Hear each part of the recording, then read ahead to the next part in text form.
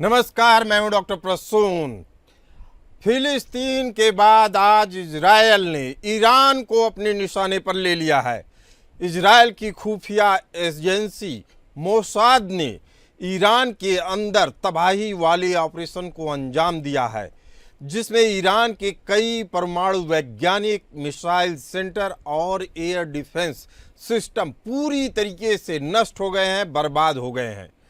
आपको बता दें कि नताज ईरान का प्रमुख परमाणु संयंत्र वाला इलाका है, जिसे इजरायल ने सबसे पहले बर्बाद किया। नतांज को ईरान के परमाणु कार्यक्रम का दिल माना जाता है, क्योंकि यह वह जगह है जहां ईरान ने पिछले कुछ सालों से अपने परमाणु ईंधन का अधिकांश हिस्सा तैयार किया था। इजरायल की सेना का कहना है कि ईरान अटैक करने के लिए 200 लड़ाकू विमानों का इस्तेमाल किया। आईडीएफ प्रवक्ता एफी डेफ्रिन ने लाइव ब्रीफिंग के दौरान कहा कि ईरान में 100 से अधिक ठिकानों पर हमला किया गया। ईरान के 330 से अधिक हथियारों का समूह नष्ट कर दिया गया। इजरायल ने ईरान के आर्मी चीफ और टॉप न्यूक्लियर वैज्ञानिकों को भी मार गिराया। ईरान के इस्लामिक रिवोल्यूशनरी गार्ड कॉर्प्स के commander in chief general Hussain सलामी को भी हमले में मार गिराया।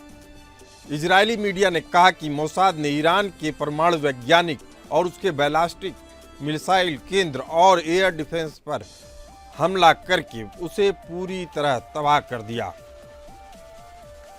इजरायली हमले में ईरान के 2 न्यूक्लियर साइटों को भी निशाना बनाया गया। इसकी पुष्टि खुद अंतर्राष्ट्रीय परमाणु ऊर्जा एजेंसी ने की है। इसके अलावा इजरायली सेना ने ईरान के 6 अन्य सैन्य ठिकानों पर भी हमला किया। इजरायल के प्रधानमंत्री बेंजामिन नेतन्याहू ने राष्ट्र नाम संबोधन में ईरान की इस साजिश को इजरायल के अस्तित्व के खिलाफ खतरा बताया, क्योंकि चंद महीने पहले ही ईरान के पास 9 परमाणु बम बनाने लायक ताकत आ गई थी।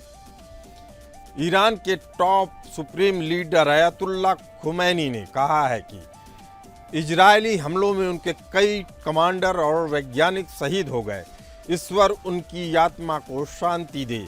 मैं चाहता हूं कि उनके उत्तराधिकारी और सहकर्मी बिना किसी देरी के अपना काम जारी रखें। इजरायली हमले के बाद ईरान के सर्वोच्च नेता अयतुल्ला अली खमैनी ने कहा कि इजरायल को कड़ी सजा दी जाएगी। खमैनी ने कहा कि ईरान एक महान राष्ट्र है। ज़ियोनी शासन ने आज सुबह हमारे प्यारे देश पर हमला करके अपनी दुष्ट प्रकृति का परिचय दिया है। खमैनी ने कहा कि ईरान एक महान राष्ट्र है। हम केवल अपने शहीदों की कुर्बानी बर्बाद नहीं जाने दे सकते। यह हमला हमारी धरती पर नहीं, बल्कि हमारी आत्मा पर किया गया है। इस हमले के बाद दोनों देशों के बीच तनाव बढ़ गया। इजरायल ने दावा किया कि हमले के बाद ईरान ने इजरायल को नुकसान पहुंचाने के लिए 100 से ज़्यादा ड्रोन भेजे, जिसे इजरायल पहुंचने से पहले ही हवा में ध्वस्त कर दिया गया। वहीं इजरायली पीएम बेंजामिन नेतन्याहू ने बयान दिया कि उन्होंने ये हमला देश की सुरक्षा को देखते हुए किया। इसी बीच स्थिति की गंभीरता को भांपते हुए इजरायली सरकार ने अपने प्रमुख नेता और अधिकारियों को सुरक्षित स्थानों पर शिफ्ट कर दिया है। अमेरिकी विदेश मंत्री ने ईरान में हुए हमलों में अमेरिका की किसी भी तरह की भूमिका से इनकार किया है। इसके बावजूद अमेरिकी कांग्रेस के स्पीकर माइक जॉनसन ने हमले को सही बताया और कहा कि इजरायल को आत्मरक्षा का अधिकार है। इसके अलावा Mike Pence, senator Ted Cruz समेत कई नेताओं ने इजरायल के एयर स्ट्राइक को सही ठहराया। अमेरिका ने हालात ऐसे बनाए कि दुनिया में कोई भी इस युद्ध के लिए इजरायल को दोषी नहीं ठहरा सकता। अमेरिकी विदेश मंत्री रूबियो के बयान से ऐसा लगता है कि जैसे इजरायल ने अमेरिका या ट्रंप प्रशासन को अपनी तैयारी की सूचना नहीं दी हो। लेकिन सवाल है, ऐसा क्या हो सकता है? जवाब है बिल्कुल नहीं। पिछले दिनों अमेरिका ने इसकी इराकी दूतावास को खाली करा दिया था। बेहद जरूरी लोगों के अलावा सबको वापस बुला लिया गया। रीजन के बाकी देशों में भी एम्बेसी को आगाह कर दिया गया था।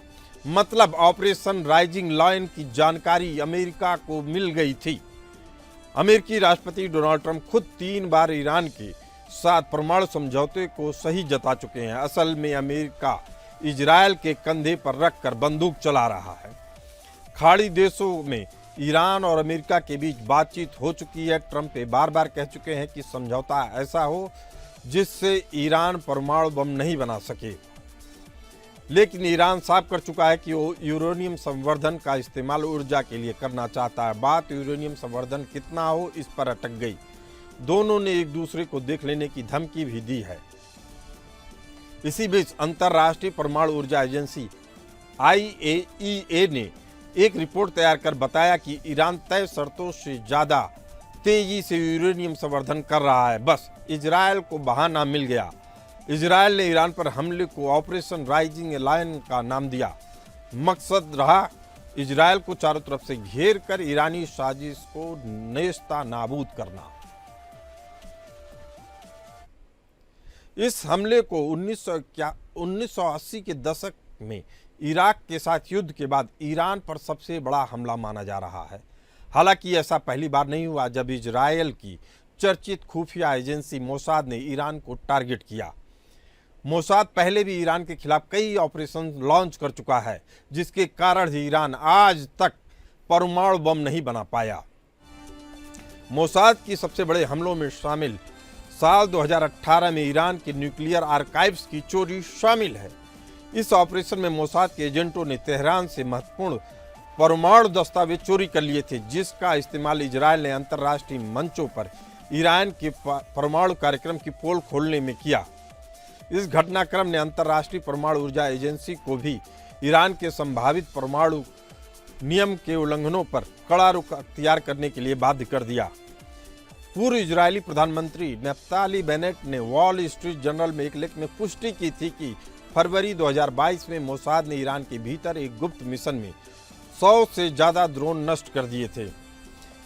इजरायल की यह कार्रवाई ईरान के ड्रोन कार्यक्रम को बड़ा झटका देने के लिए की गई, जिससे यह क्षेत्रीय आक्रामक क्षमता प्रभावित हुई। ईरान ने मोसाद पर जुलाई 2020, अप्रैल 2021 में नताज में 2 अलग अलग परमाणु स्थलों को नष्ट करने के साथ साथ जून 2021 में कराज में परमाणु स्थलों को नष्ट कर दिया। मोसाद ने नवंबर 2020 में ईरानी परमाणु कार्यक्रम के प्रमुख वैज्ञानिक मोहसेन फखरीजादे की हत्या करने का भी आरोप लगाया। इन्हें भाड़े के आतंकियों ने मार डाला था। पिछले कुछ सालों में मोसाद ने ईरान में कई खतरनाक ऑपरेशंस को अंजाम दिए। शुक्रवार को शुरू किए गए राइजिंग लायन ऑपरेशन में पहले भी मोसाद अप्रैल 2024 और अक्टूबर 2024 में हुए इजरायली हमलों में शामिल रहा है। सवाल उठता है कि इन हमलों और अमेरिका को रुख को देखते हुए भारत के लिए क्या सबक है। क्या ईरानी लीडरशिप को ग्रेट बताने वाला अमेरिका सीज फायर के लिए इजरायल पर दबाव डालेगा? हालांकि भले ही अमेरिका हमले में अपनी भूमिका से इनकार कर सकता हो, लेकिन कोई भी यह बात मानने को तैयार नहीं है कि इस पूरे घटनाक्रम की जानकारी अमेरिकी अधिकारियों और नेताओं को न रही हो। असल में अमेरिकी राष्ट्रपति ट्रंप को मजा आ रहा है, क्योंकि इजरायल के पीएम बेंजामिन नेतन्याहू के कंधे पर रखकर बंदूक चलाने का मौका मिला है। अमेरिका के विदेश मंत्री मार्को रूबियो ने कहा कि इस हमले में हमारी कोई भूमिका नहीं है, इजरायल ने एक तरफा कार्रवाई की है, इसीलिए हमारे सैनिकों और खाड़ी देशों में हमारे ठिकानों पर ईरान को हमला नहीं करना चाहिए। इजरायल ने खुद की रक्षा का हवाला देते हुए हमला किया है। हम मध्यपूर्व में अपने साथी देशों के संपर्क में हैं। आपको बता दें कि इजरायली प्रधानमंत्री नेतन्याहू ने बताया कि कैसे ईरान उनके देश को तबाह करना चाहता है। Death to Israel, death to America, ये ईरान का नया नारा है। अब ये सवाल उठता है कि अमेरिका खुद को इस जंग से क्यों अलग दिखाना चाहता है। दरअसल ये अमेरिका की दोहरी चाल है। डोनाल्ड ट्रंप दुनिया में कहीं भी जंग हो, वहां से अमेरिका को बाहर रखना चाहते हैं। उनकी नीति है, अगर समस्या आपकी है तो आप ही उसको सॉल्व करिए, उससे अमेरिका का कोई लेना देना नहीं है। यही बात भारत को चौंकाती है। बात अमेरिकी राष्ट्रपति डोनाल्ड ट्रंप की करे तो ऑपरेशन सिंदूर के समय ट्रंप टेंशन में आ गए थे। डर था कि भारत कहीं पाकिस्तान के परमाणु ठिकानों पे हमला न कर दे। एक तरीके से इन ठिकानों पे अमेरिकी दखल बनी रहती है और वहाँ के लोग भी वहाँ मौजूद होते हैं। आज इजरायल ने ईरान के यूरेनियम संवर्धन केंद्र नताज को तबाह कर दिया। रेडिएशन चेक करने की नौबत है। वहीं भारत को अमेरिका की दोहरी नीति से सतर्क रहने की जरूरत है।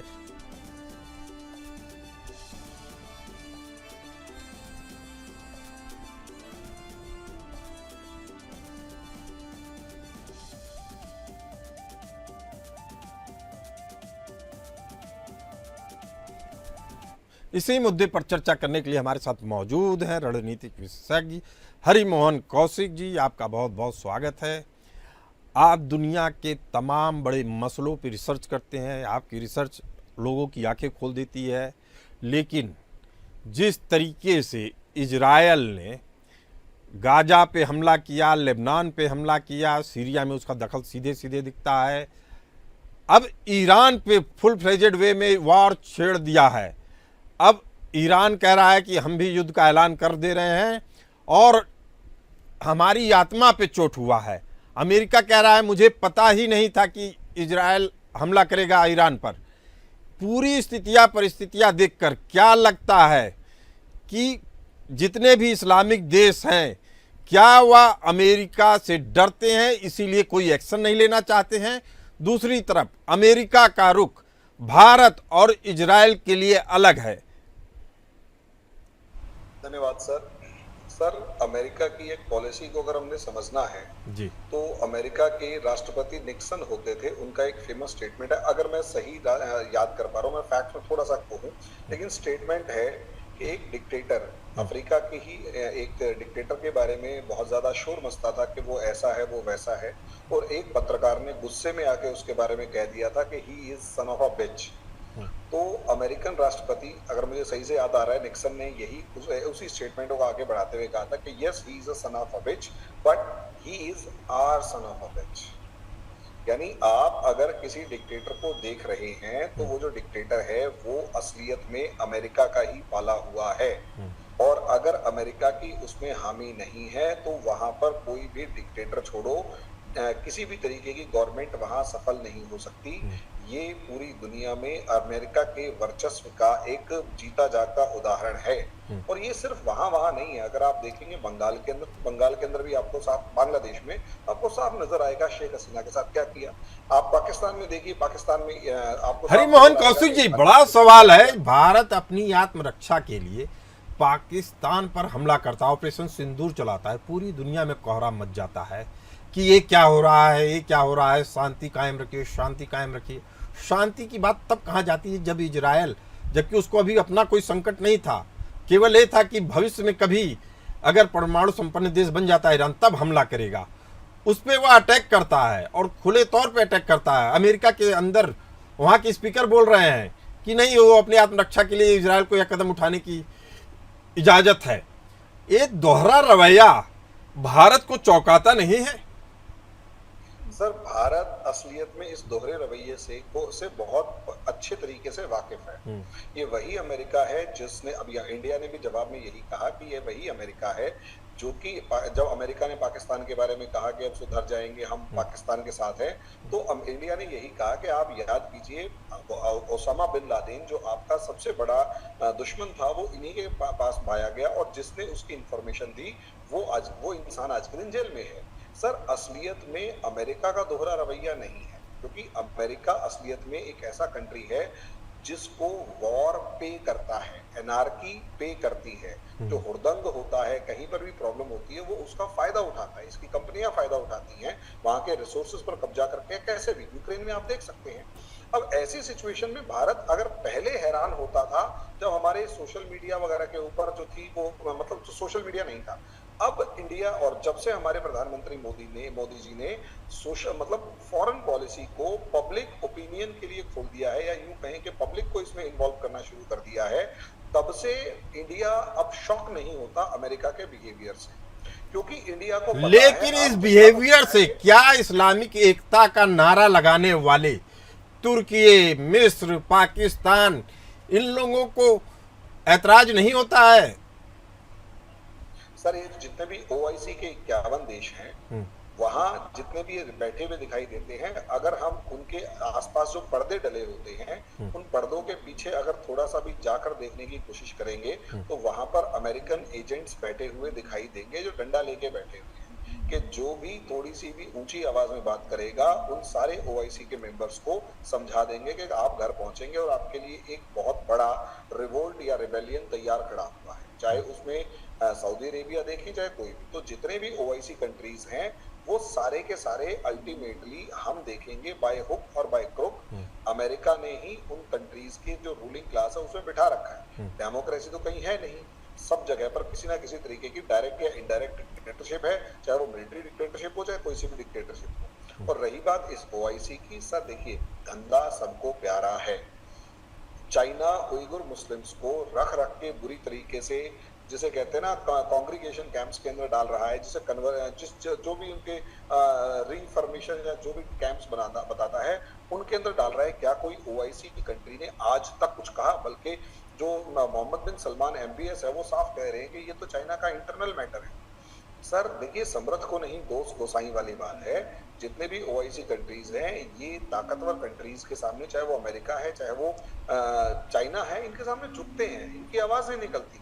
इंडिया के मामले में ये लोग शोर इसलिए मचाते हैं क्योंकि इंडिया के अंदर से एक सेक्शन हमेशा इनको बुला के कहता है कि प्लीज हेल्प अस, और जब हमारे यहाँ से चिट्ठियां जाती हैं और बुला के कहता तो उनको वो मौका मिल जाता है इंडिया के मामले में बोलने का। ना तो ओआईसी की कोई औकात है आज के दिन, ना ही और किसी कंट्री की। ये सारे के सारे मुंह में दही जमाए बैठे होंगे।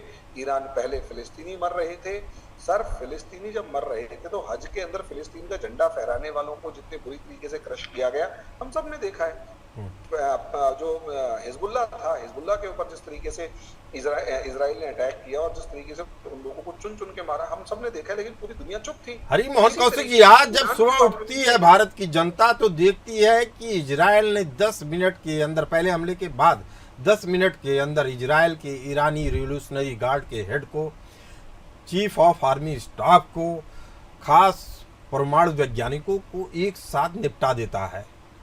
और यह ईरान के लिए कितना बड़ा झटका है? क्या वास्तव में अब ईरान इस युद्ध को आगे बढ़ाने की स्थिति में है या एक दो मिसाइल डाल के इजराइल में शांति से बैठ जाएगा?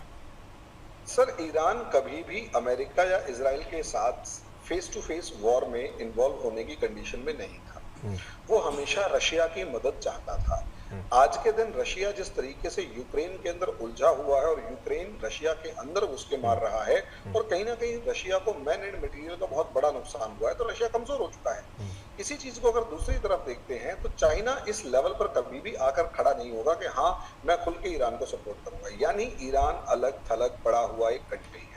सर हमें याद होगा कि जिस टाइम पर इजराइल ने ईरान के ऊपर अटैक्स किए थे, बहुत सारी मिसाइलें दागी थी और ईरान को काफी नुकसान हुआ था, तो ईरान ने भी 300 मिसाइलें इजराइल के ऊपर दागने की कोशिश की थी। वहां पर अगर हम देखते हैं तो एक भी मिसाइल इजराइल की धरती को टच नहीं कर पाई, बल्कि कुवैत से लेकर जॉर्डन से लेकर सऊदी अरेबिया से लेकर जितनी भी बाकी कंट्रीज थी, इन सब ने ईरान की मिसाइलों को इजराइल जाने से रोका। सर ये साफ दिखा रहा है कि प्रॉक्सी फॉर्म में अमेरिका ही इन सबको कंट्रोल कर रहा है। और जो हम बात कर रहे हैं कि क्या ईरान इतना कैपेबल है, सर मुझे नहीं लगता।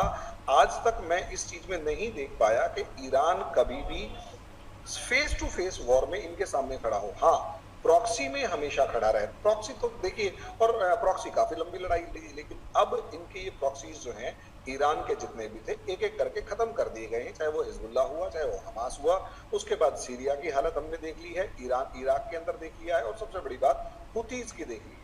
अब ईरान में वो कैलिबर नहीं बचा है जो शिया क्रेसेंट बनाने के लिए आगे बढ़ रहा था। और इसमें अगर अब देखेंगे तो एक मुझे ऐसी लड़ाई नजर आती है जो ईरान को जानबूझकर खड़ा किया गया। हरि मोहन कौशिक जी, जो सहावी आंदोलन है सऊदी अरब से निकलता है, कट्टरपंथी आंदोलन है, अमेरिका को सऊदी अरब से ज़्यादा खतरा है या ईरान से? चूंकि बड़ा फंडिंग इस तरह के आंदोलन को, जहां से असल में आतंकवादी निकलते हैं कट्टरपंथी सोच के साथ, वह इलाका सऊदी अरब का है जो फंडिंग करता है, भले से अपने युद्ध में, जैसे अमेरिका की पॉलिसी युद्ध में नहीं आना, लेकिन वैसे ही पॉलिसी सऊदी अरब की भी है, युद्ध में नहीं लड़ेंगे लेकिन पूरा पैसा देंगे, यानी पैसे के दम पे खेलता है सऊदी अरब। तो अमेरिका की क्या रणनीति है सऊदी अरब को लेकर? केवल वसूली का है कि या उसके आतंक पे भी रोक लगाना है? जी सर देखिए, सऊदी अरब को अगर आप देखते हैं तो अमेरिका की किसी भी कंट्री के लिए एक पॉलिसी ये रहती है, आपको मेरे इंटरेस्ट फुलफिल करने हैं, जब तक मेरे इंटरेस्ट फुलफिल होते रहेंगे आपको हम कुछ नहीं होने देंगे। सर चाहे वहाबी मूवमेंट हुआ, इस वहाबी मूवमेंट को अगर हम देखते हैं तो ये वहाबी मूवमेंट किसने शुरू किया? सऊदी अरेबिया ने। लेकिन क्या वो बिना अमेरिका की परमिशन के शुरू कर सकता था? आंसर है नहीं। यानी अमेरिका का एक साइलेंट से था, साइलेंट यस था कि हाँ ठीक है आप करें। ये सारा वहाबी मूवमेंट अमेरिका में शुरू नहीं हुआ सर, सारा वहाबी मूवमेंट यूरोप के अंदर शुरू हुआ और खासकर वेस्टर्न यूरोपीय कंट्रीज में शुरू हुआ, ताकि कल को अगर ये वेस्टर्न यूरोपियन कंट्रीज अमेरिका के चंगुल से कभी भी बाहर निकलने की कोशिश करें तो ये जो वहाबी मूवमेंट है ये प्रोटेस्ट की फॉर्म में यूरोप के सामने आकर खड़े हो जाए। और जिस तरीके जो प्रॉब्लम आज हम देख रहे हैं ये खड़ी करने वाली जो जिम्मेदारी है ये बराक ओबामा एंड कंपनी की है, जो कि पूरे के पूरे यूरोप को बार बार प्रोवोक कर रही थी कि जितने भी रिफ्यूजीज हैं तुम्हारे लिए सस्ते वर्कर की तरह काम करेंगे, आने दो आने दो। आज वो प्रॉब्लम इनके लिए नासूर इतना बन चुका है कि जितने भी मुस्लिम माइग्रेंट्स पहुंचे, रिफ्यूजीज पहुंचे, उन सबको वहाबिज्म के थ्रू उनको प्रमोट किया गया। आईसिस जैसे लड़ाई के अंदर सर 15,000 से ज्यादा लड़ाके अगर यूरोप से हमें पहुंच रहे हो और इंडिया से मात्र 12, 15, 20 पहुंचे हो तो सोचकर देखिए 20 करोड़ मुसलमानों में से 20 पहुंचे हैं और मात्र कुछ लाख मुसलमानों में से अगर 20-25 हजार पहुंचे हैं तो वहां पर किस लेवल पर वहाबिज्म रहा होगा। और उस वहाबिज्म ने सबसे ज्यादा नुकसान वेस्टर्न कंट्रीज को, वेस्टर्न यूरोपियन कंट्रीज को पहुंचाया। और आज जब ये वेस्टर्न यूरोपियन कंट्रीज अमेरिका को आंखें दिखा रही हैं, जितनी आंखें दिखाती है उतना ही वहाबिज्म इनके लिए एक प्रॉब्लम क्रिएट करना शुरू कर देता है। लेकिन ये तो अमेरिका के लिए भी क्रिएट कर रहा है, अमेरिका के अंदर भी हालात बिगड़ते जा रहे हैं। और जिस तरीके से आपने कई तस्वीरें देखी होंगी ताज़ा हाल अमेरिका का, एक के बाद एक आंदोलन हो रहे हैं, कहा जा रहा है रिफ्यूजियों को आप मत हटाइए अपने देश से। असल में जो उनका असली रूप आना था वह आ चुका है, लूट मार कर ले रहे हैं, सड़क पे दंगा फैला रहे हैं। उसमें कुछ इंडिया के भी हैं, कुछ मैक्सिको के हैं, कुछ अलग अलग देशों के हैं। लेकिन कोई देश कैसे बर्दाश्त करेगा अपने यहाँ कानून व्यवस्था को ताक पर रखकर? हरिमोहन कौशिक जी। सर अमेरिका की जो डेवलपमेंट है उसके पीछे का एक सबसे बड़ा जो रियलिटी है, ब्लैक ट्रूथ है या डार्क ट्रूथ है या डार्क रियलिटी, वो ये है कि अमेरिका के पास अपने टैलेंट नाम की कोई चीज नहीं है। वो इम्पोर्टेड टैलेंट कहिए या फिर जिसे कहते हैं हाईजैक्ड टैलेंट कहिए, बाय हुक और बाय क्रोक इंडिया में नेशनलिज्म से नक्सलिज्म से लेकर करप्शन से लेकर सब तरीके से इंडिया के प्रोजेक्ट्स को रोकना और इंडिया के यूथ को फ्रस्ट्रेट करना, ताकि इंडिया का यूथ जो है यहाँ से फ्रस्ट्रेट होकर अमेरिका जाए, वहां पर कुछ $1,000 में अपनी पूरी जवानी खपा दी। यार सर यहाँ से ये अमेरिका की पॉलिसी शुरू से रही है, वही पॉलिसी इसको आज के दिन बैकफायर कर रही है, क्योंकि उन्हें जब इसमें मजा आने लगा, इंडिया और बाकी देशों का टैलेंटेड यूथ पहुंच के वहां प्रोग्रेस कर रहा था और इनका जो सर ये बात ये देख रहे हैं अमेरिका में एजुकेशन महंगी कितनी है।